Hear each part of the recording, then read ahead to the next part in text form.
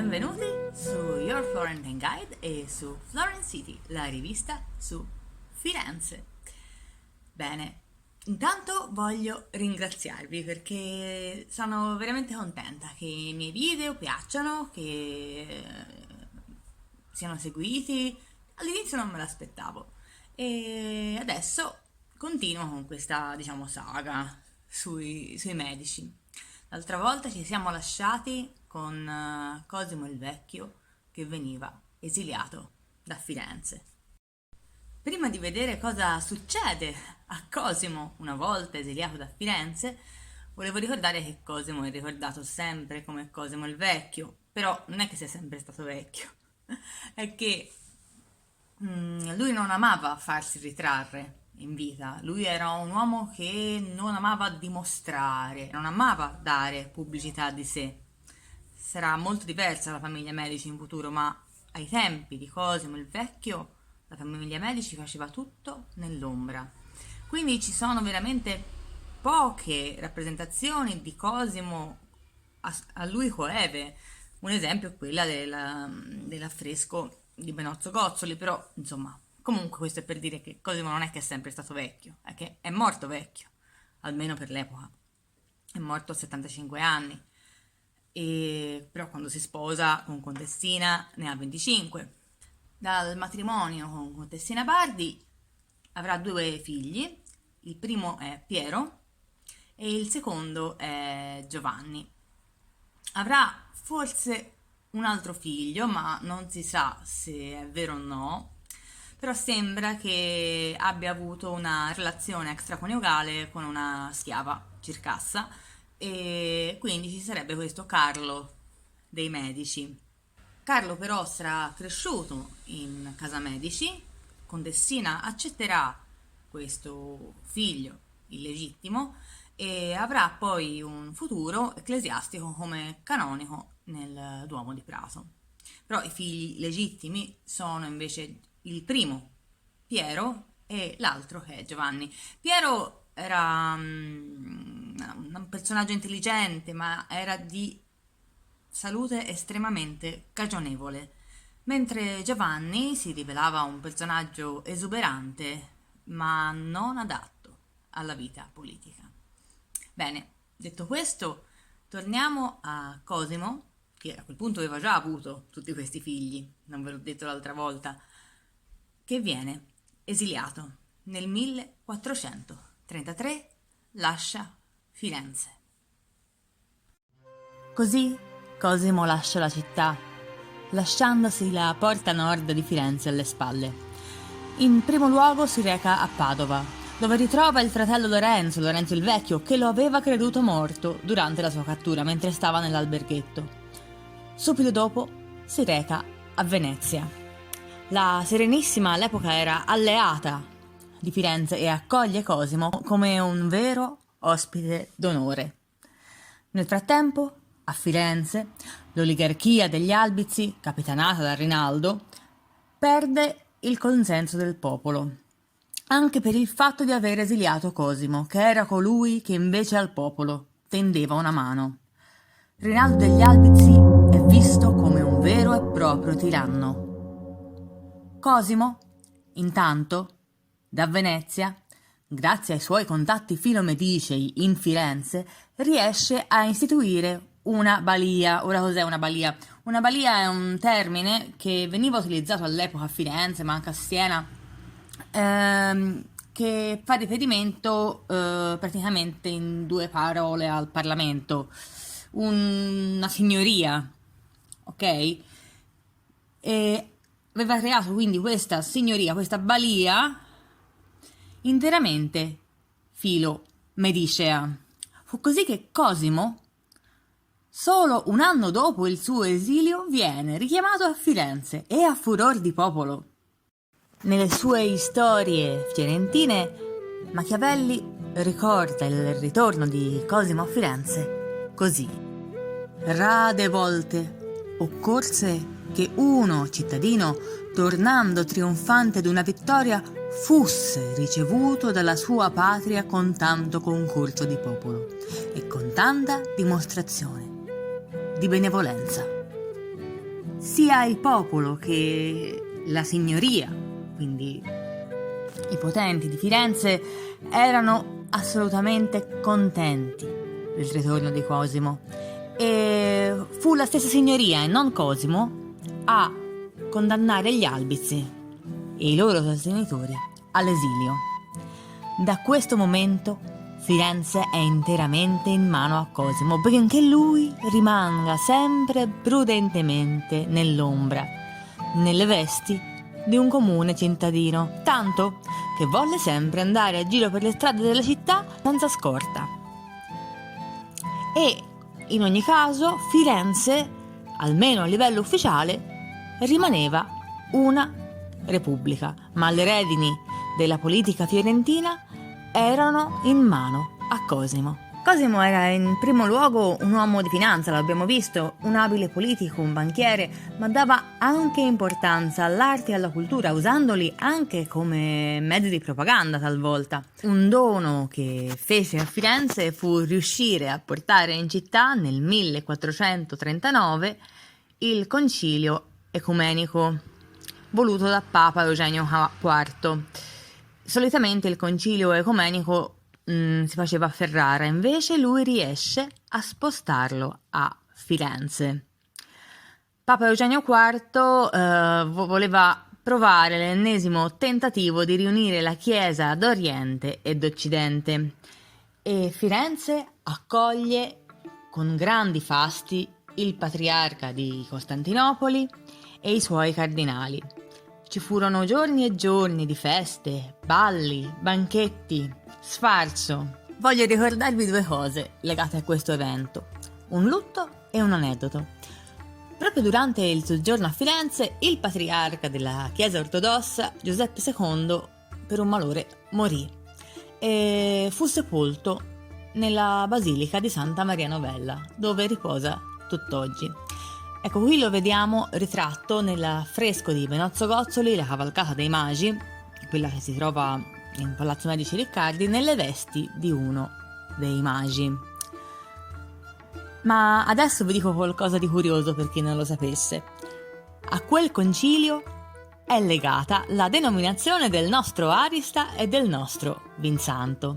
Dunque, si narra che durante uno dei lauti banchetti, il cardinale Vessarione, grande personalità, ma anche personalità gioviale ed estroversa, nell'assaggiare l'arrosto di maiale, abbia esclamato Aristos, parola greca che significa buonissimo, di prima qualità. E da quel momento l'arrosto di maiale a Firenze si chiama Arista. Da Aristos, i fiorentini hanno capito Aristos, Aristas, e si è trasformato ed è rimasto Arista. Un'altra cosa, sempre lui, sempre il nostro Vessarione, assaggiando un dolce vino liquoroso tipico delle nostre zone, avrebbe esclamato «Ma questo è Xanthos!», riferendosi al fatto che lo trovava molto simile a un vino liquoroso dell'isola di Xanthos. I fiorentini avrebbero capito male, avrebbero capito «Ma questo è santo!». Ed è così che quel dolce vino liquoroso fu battezzato Vinsanto. Infatti il Vinsanto non ha niente a che vedere con la liturgia. Durante la liturgia cattolica si usa il vino rosso. Sembra proprio che la denominazione Vinsanto venga da questo banchetto con il cardinale Vessarione. L'incontro con i dotti grandi della Chiesa bizantina portò Cosimo a un grande interesse per la filosofia. Nella sua cerchia di conoscenze importanti c'era Marsilio Ficino, fu proprio grazie a lui che fondò l'Accademia Neoplatonica, che era un luogo riservato agli umanisti, dove potevano scambiarsi idee, teorie filosofiche, dando appunto una svolta radicale a quel tipo di umanesimo legato alla prima metà del 1400, che era più vicino a uno sguardo medievale.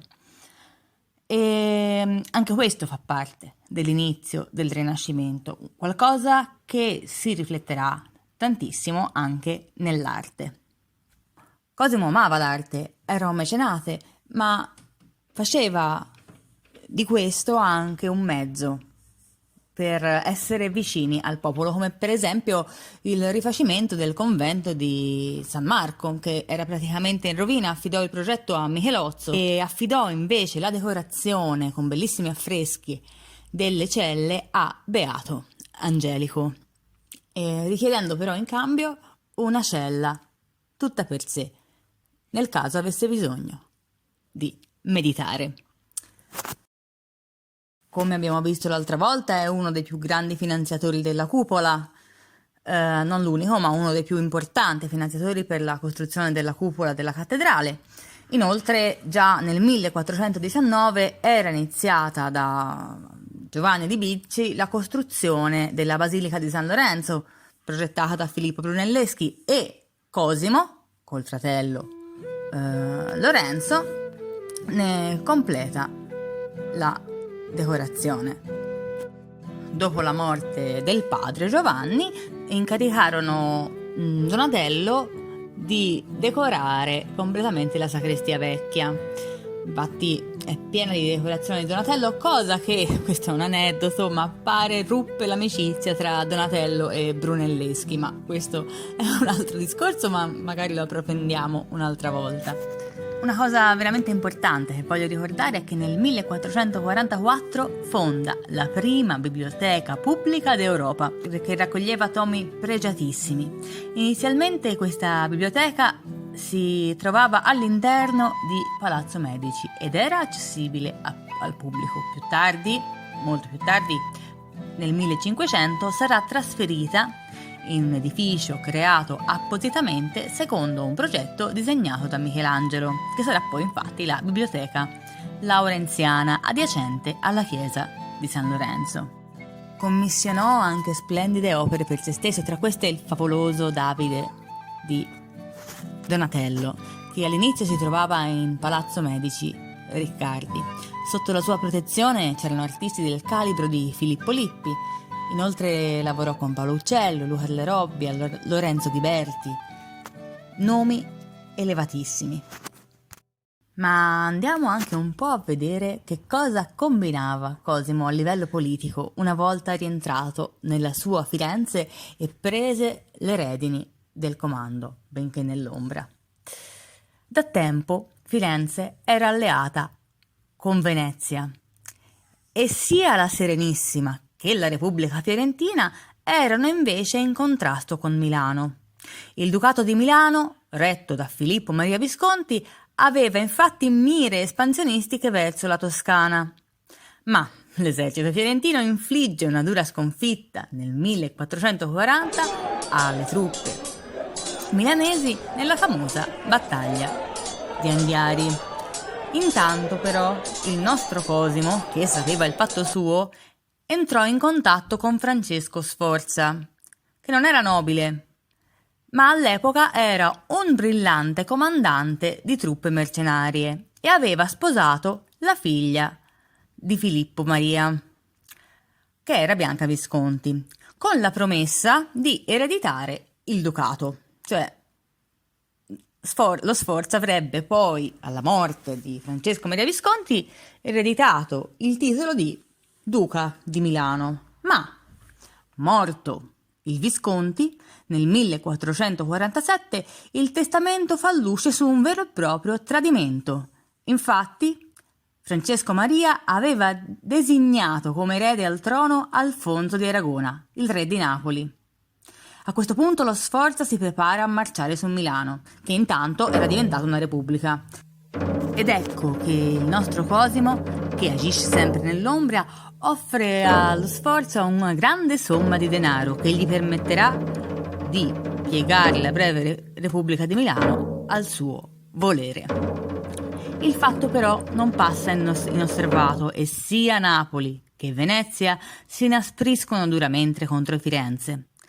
Sono tutti pronti a far battaglia a questo punto. Nel frattempo Cosimo spiega ai fiorentini, perché c'erano anche dei fiorentini che rimasero un po' turbati da questo cambiamento di rotta, visto che prima Firenze era alleata con Venezia, ma gli spiega che l'alleanza con Venezia non poteva più portare buoni frutti, perché condividevano gli stessi interessi sul Mediterraneo, mentre Milano sarebbe stata un'ottima nuova alleata. Quindi a questo punto ci si trova con Napoli e Venezia che dichiarano guerra a Firenze, che però si era assicurata la protezione di Carlo VII di Francia. Erano tutti pronti alla guerra, stavano per creare una piccola guerra mondiale del vecchio mondo. Probabilmente entrambi i fronti valutarono che non era affatto conveniente per nessuno e in realtà tutto si risolse a tarallucce e vino.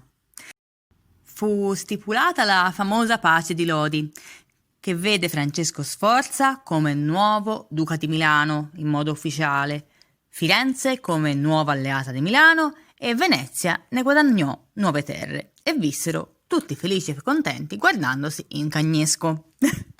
Nel frattempo erano passati gli anni. Torniamo all'interno di Firenze e vediamo un Cosimo ormai veramente vecchio. Negli anni 60 del 1400 era quasi settantenne e a quell'epoca era una bella età.